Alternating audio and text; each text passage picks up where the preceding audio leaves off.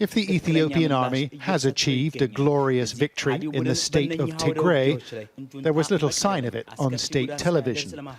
Instead, we saw images of troops operating behind the front line, one day after their Prime Minister, Abiy Ahmed, declared the mission an unqualified success.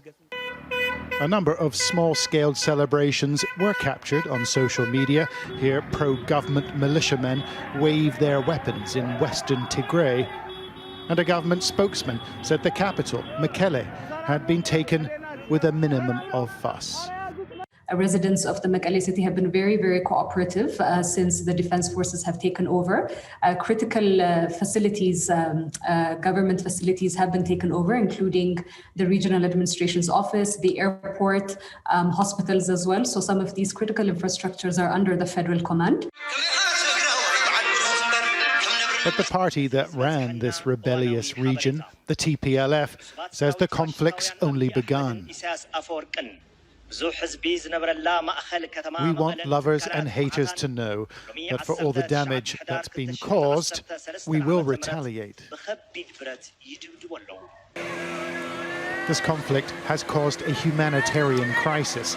Tens of thousands have been displaced, with many seeking sanctuary in neighboring Sudan. But it could turn into a catastrophe.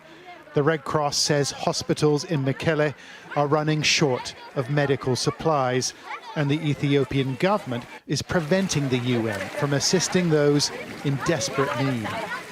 The great difficulty and the great concern is that we still have no access to people in need.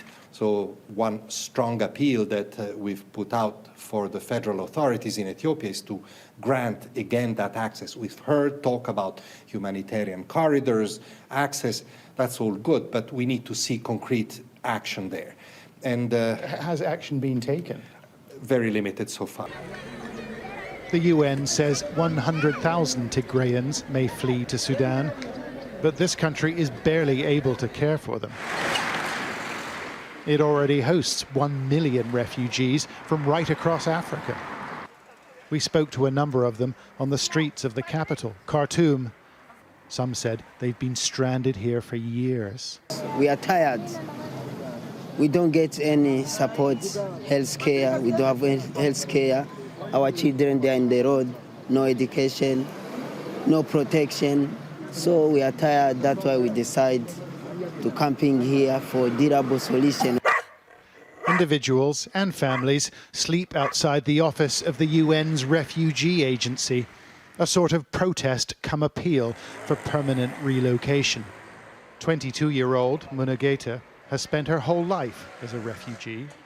You cannot go to school, especially for me and for us. We can't go to school. We've got to teach ourselves, and our parents have to teach us also. So it's really difficult. I can't have friends. I never had any friends all my life.